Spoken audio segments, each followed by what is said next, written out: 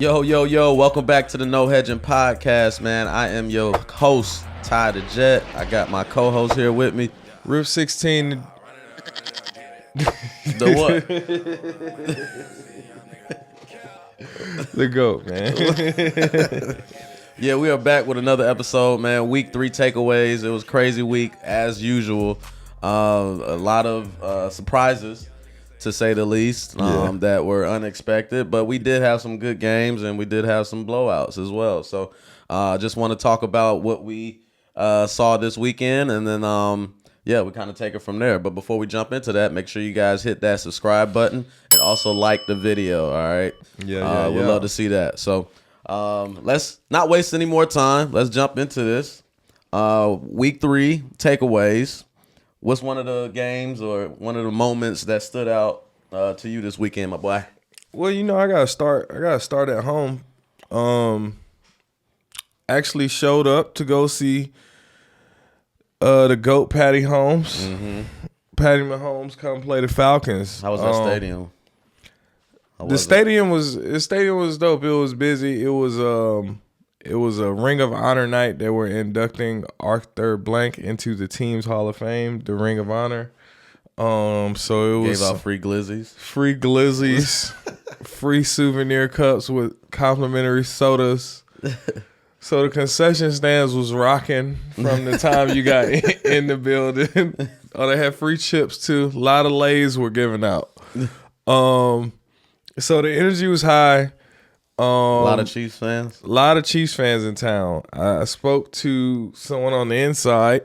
The Chiefs had their takeover game. So like one of their fan clubs or fan groups or whatever, they do an annual takeover game where they travel like in large numbers. Mm-hmm. And this year was the Falcons game. So it was about 20,000 Chiefs fans in the building. Yeah. So it was a lot of Chiefs fans in there. So every time they did something, you heard it just as much for them as you heard it for the Falcons. So it was good energy in the building all night. But as far as the game goes, Kirk Cousins was kind of in between game 1 and game 2. Kirk Cousins, it's game 3. He kind of reverted a little bit. I saw a little bit of movement, but at times he was holding on to the ball a little too long for my liking. I know he's playing against a good defense. They did try to generate a pretty good run game to keep it balanced, but I felt like they weren't pushing the ball downfield, especially late in the game. They started doing this bullshit screenplay to both sides to Ray McLeod that was not working. But when they tried to push the ball down the field to Drake London, a lot of times that generated some forward movement. I would have liked to see them use Kyle Pitts a little bit more. Mm-hmm. He threw a dime to Kyle Pitts. He threw a mean dime to Kyle Pitts, and he got about 40, 50 out of that game. Mm-hmm. But I like to see them utilize him more like that. He's a threat for real. He's a deep threat, but he's still a tight end. He's still a big body. He's still athletic. Use him, Mm-hmm. Drake London, he's a jump ball guy. You can throw it up there. He's tall. Use him. You know what I'm saying? So I wasn't really feeling the screenplays too much late in the game, but I will say I put that more on the offense than anything. And some of the play calling, what they called for the offense, I wasn't loving that. The defense kept them in that game and gave them ample opportunities to win that game. Because they had about 3 turns to do it. And the Chiefs didn't score in the fourth quarter. Not even a field goal. They held up a little bit. The defense, I commend them for what they were doing. They spent a lot of time on the field, so I know they were tired, but they still stopped the Chiefs from scoring in the fourth quarter. So I like what I saw out of the defense in that game. But I wasn't super upset because I already said after these first 3 games we was about to be 1 and 2. Mm-hmm. I thought it would be the Pittsburgh win, not the Eagles win, but we still 1 and 2. Nah, but from that game, y'all got outcoached, or you outcoached yourselves. To be honest, it's like one of those things. It's like the play calling was weird, especially to not take the 3 points not take the field goal. Yeah, I was questioning that too. Yeah, you got to take the points. I understand trying to be aggressive and all of that, but that's just the aura that Patrick Mahomes put on other teams. That's pressure that he's putting on other teams, and he's not even on the field. Right, right. He's applying pressure to the offensive coordinators and the head coaches of the opposing teams as he ain't even doing nothing. Yeah. So they want to be aggressive when, dude, take the points. You go up. You go 20 to 22. Right. And then what happened after that drive? 3 and out. The defense held them to the defense held up 3 and out real quick, and they've been holding up all night. So then you get the ball back. And you drive it down the field, you get a pass interference call or whatever the case may be, and you push it down the field, and now you're in field goal range. You kick the field goal, you win by 1. So you left some points on the field. And I think, that was, just bad play calling, bad coaching decision. You outcoached yourself. And then even on that 4th and inches play, you've been running to the outsides, trying to run off tackle all game. And the Chiefs has been proving to you that that's not going to work. No.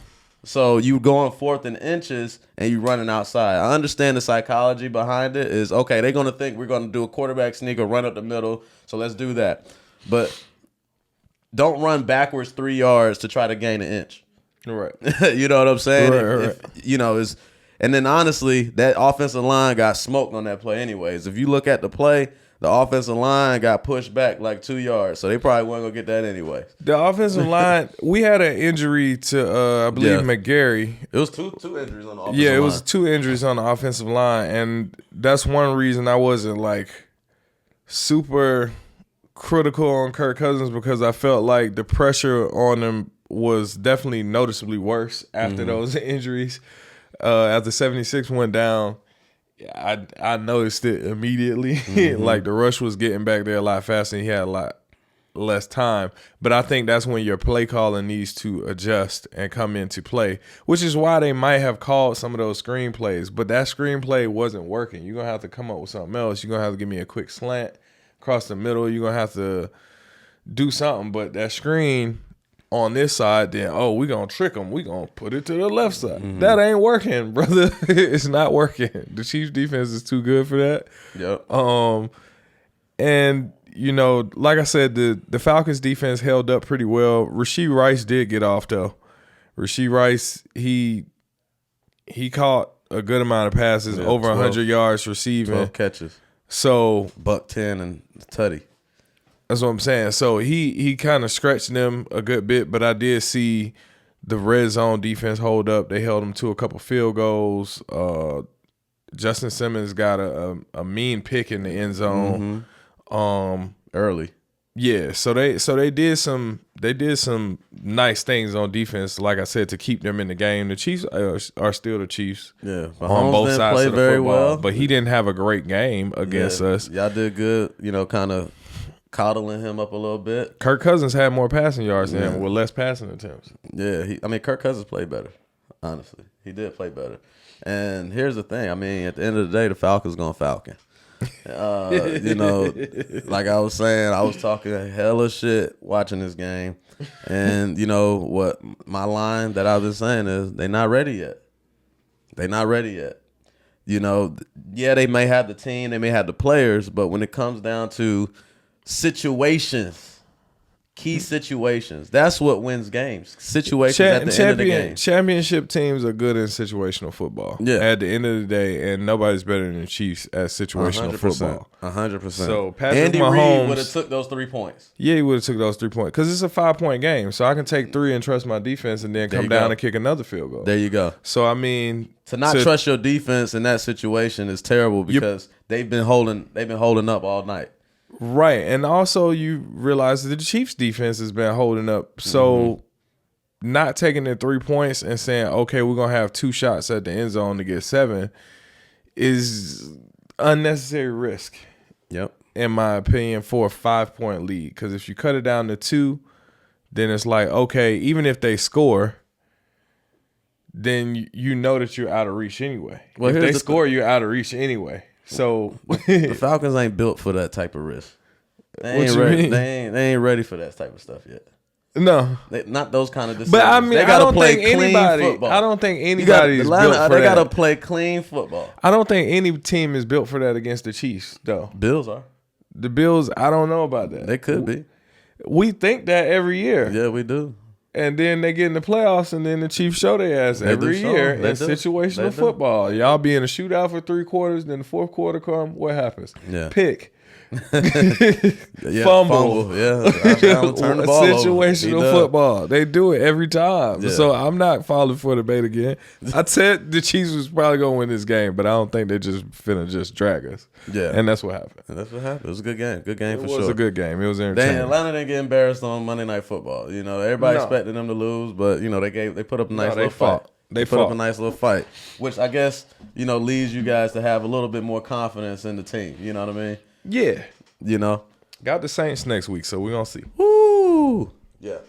So I'm gonna talk about one of my takeaways. The Houston Texans go up to Minnesota and get the doors blown off of them, 34-7.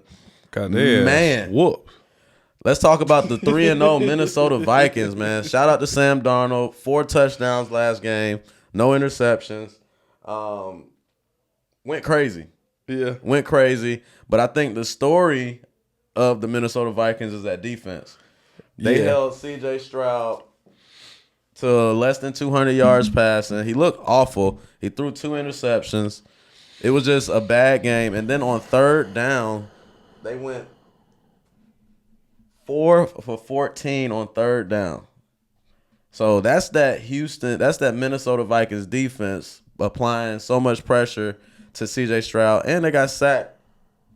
I think CJ got sacked like 4 times or something like that. So it was a lot going on in that game. Minnesota Vikings, they are one of these teams that we did not expect to be 3-0 right now. Granted, Houston was probably the best team that they played. Well, nah, I'm not going to say that because they beat the 49ers as well. But they beat an injured 49ers. The 49ers were banged up a little bit, but nevertheless, they beat the 49ers. The injured 49ers just lost to the injured Rams. So, I mean, it's an APB out on the 49ers talent right now. Right. So, but we got to give credit where credit is due. The Vikings, they've been winning games, and that's what this league is all about. I mean, they played the sorry Giants, beat them. Then you go beat the 49ers, and now you tear up the Texans, who we thought were a good team in the league, and it was just pure domination. I think on the Houston Texans side, that injury to Joe Mixon causes a problem because they are not running the football. They only ran the ball for 38 yards rushing total. Yeah. Cam Akers is 38 yards. Cam Akers is not going to give you the same type of production that you get out of Joe Mixon at all. And then in a game like this, another unsung hero in that was Aaron Jones.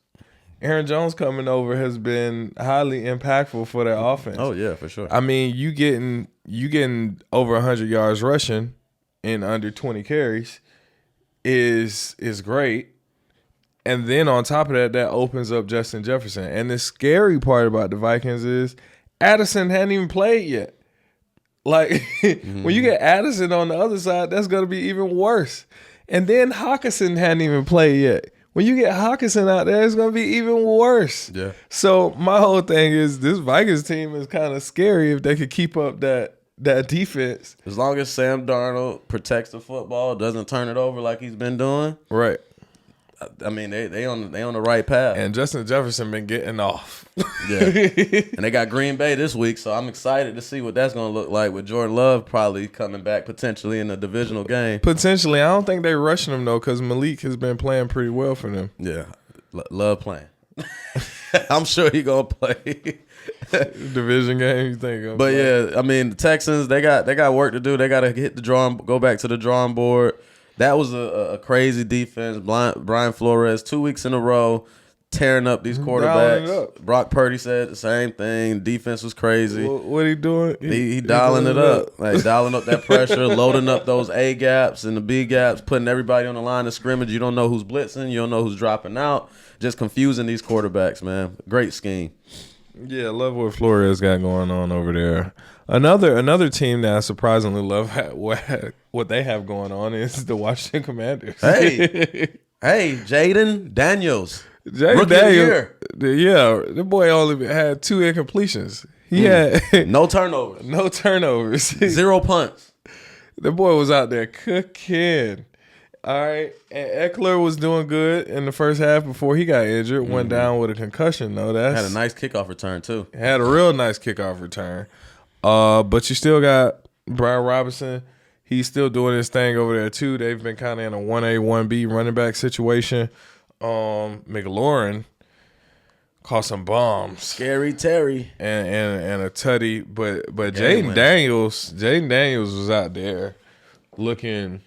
He was sharp. Unstoppable for real. He was sharp. Rushing touchdowns, passing touchdowns. It was cool. They threw one to the lineman and whatnot. Like they did. They was just doing whatever they wanted to out there. And I was like, what is going on with the Bengals?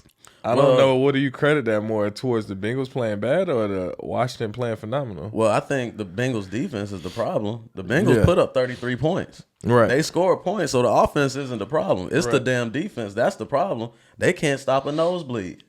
You know, and they just can't do it. So it's like, you know, you get a athletic quarterback, a quarterback that can do both, run and throw it.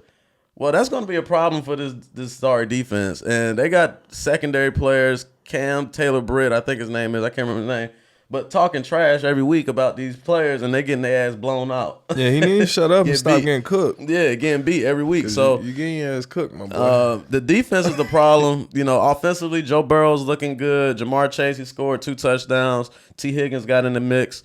You know what? Joe Burrow, 28 for 38, 324, and 3 TDs. I mean, that's a good game. You know, offensively by Joe Burrow. So you can't blame Joe Burrow for this loss. It's more so, can the defense get any stops?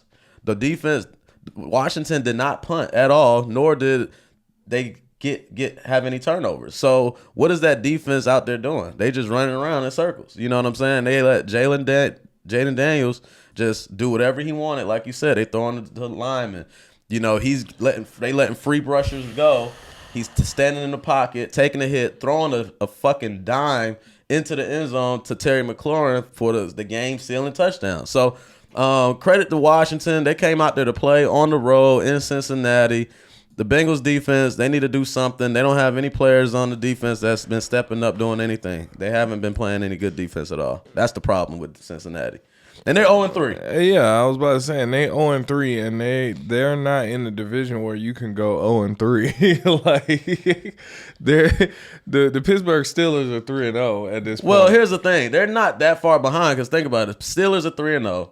Question is, can they keep that up, right, for the long term? Then you have who's behind them. You have the 1-2 Baltimore Ravens, right, and then you have the 1-2 Browns. Right, and now you have the 0-3 Bengals. So, like, it's still early. I mean, early. It's 3 games. It's not like the end of the world. You still got 14 more games. I get it. Yeah. However, it just didn't look good. It don't look good. You losing to Washington in the division that you play in because the Ravens, despite their record, are still the Ravens. Mm-hmm. The Browns still have a tough defense, and they can turn around and crank up that defense in certain ways. It looked ugly against the Giants. I don't know what that was. But I'm going to just chalk that up to 1 week. Too, so I don't know about that Browns defense, letting Daniel Jones cook like that. But you still going to have to deal with Pittsburgh defense for sure. Yeah. So, I mean, like I said, it's not the defense. What's going on in their the division, offense is not the problem. I understand. The problem is their defense. Can they stop anybody? Pittsburgh offense isn't that great. So their defense should be able to manage that. But, you know, offensively, if you throwing up points, you scoring points, you should be able to win some games. So, I mean, it's still early for the Bengals. I'm not going to ring the alarm just yet. They just need to do some work on the defensive side of the football. You ringing it. Y'all got about 1 more game. I'm going to start ringing. That's all I'm going to say about that. But... yeah, what was your other takeaway? What was another game that you... Josh Allen, MVP. you completely converted from C.J. Stroud to Josh Allen? I mean, that's what it's looking like right now. Yeah, he did look phenomenal out there. Yeah, I mean, so... another team having their way, doing whatever they wanted. 3-0 Buffalo Bills. They faced the Jacksonville Jaguars on primetime football. 0-3 Jags. 47-10. Yeah. Wow, let's talk about it. Josh Allen looked phenomenal. 4 touchdowns, 4 different receivers, no turnovers. 23 of 30, 263 yards. Beautiful game, clean game. He got everybody in the mix. Got everybody involved. And James Cook had a rushing touchdown. A lot of rookies with TDs for the first time. Your boy, Keon Coleman, got a TD. Yeah, he got him a 24-yard tutty. Dalton Kincaid. The star players got touchdowns. Dalton Shakur. Kincaid, Shakur. Who else do we had? Ty Johnson. He got a touchdown. Running back, yep. So, I mean, they just had their way with the Jacksonville Jaguars. I don't know. It's an APB out on them, too. Like, what's up with them? Trevor Lawrence is what's up. He said Trevor Lawrence he's not what's up.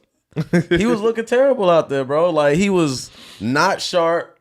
That interception that he threw to DeMar Hamlin, he overthrew a wide open receiver. Yeah, he did. Yeah, he did. Like, he didn't have any pressure on him. Receiver, like, yo. And then it's going the other way. So, like, passes like that, plays like that. I don't know what's up with Trevor Lawrence, but he's not good. He is not good. They've been comparing him to Daniel Jones. Trevor Lawrence just got paid all his money. Daniel Jones. Man, listen, you line up the stats and the records and everything together and you put a blind showing of that. Come on, Sunshine. Same player. Come on, Sunshine. So they just got paid. Tighten up. He just got paid all that money, 50-something million. He got to do better, man. He got to do better because there's not a lack of talent on that team. You got Brian Thomas Jr., rookie out of LSU, been balling. You got Christian Kirk, who's healthy, been balling if he gets the opportunities. You got Gabe Davis over there. Evan Ingram is banged up, and you got Travis Etienne. So offensively, you got weapons, you got options, but he's just not looking good. I don't know if it's the offensive line because he did get sacked 5 times, and then on third down was terrible. 2 for 13 on third down. So. That's a problem. But I would say credit goes out to the Buffalo Bills defense because they have all these no-name guys, right? They brought in, they cleaned house pretty much, had some injuries as well, and they have all these no-name guys on that defense who've been making plays. You know what I'm saying? So the movie The Replacements or whatever, that's the Buffalo Bills right now. These guys come in with the replacements and they are kicking everybody's ass. Yeah, they tearing them up. So I don't know what the answer is to that for the Jags, but compliments to the Bills. They are having their way right now. Yeah, and the Jags secondary was terrible too. It was not good. Yeah. Everybody was open. Yeah. I was open. Yeah. I wasn't even playing. I think I scored a touchdown. Yeah. But I mean, Josh Allen is looking like MVP candidate right now, front runner for MVP at this point. And then they took Trevor Lawrence out, threw Mac Jones in there, and what'd he do? Fumble. Sorry ass Mac Jones. Immediately.